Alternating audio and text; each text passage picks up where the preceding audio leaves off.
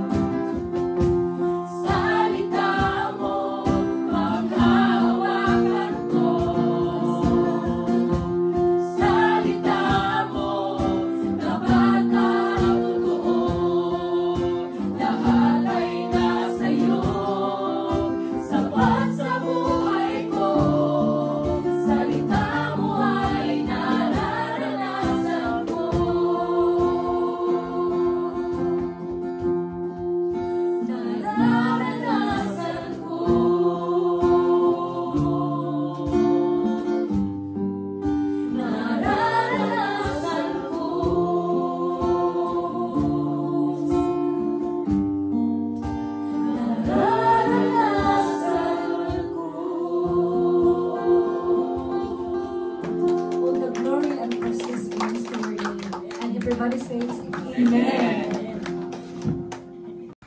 Away ko ito ay may pamagat na panalangin po kasi lahat po tayo maharap marahil ay medyo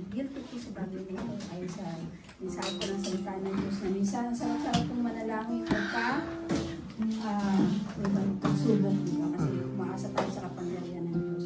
Pero what if we are in parang bounty, marami po tayong mga resources, wala tayong pangailangan, good luck tayo, minsan nalilimutan natin ang Panginoon. Kaya minsan pinapala tayo ng Panginoon, wala sa ating awit. Come and talk to me.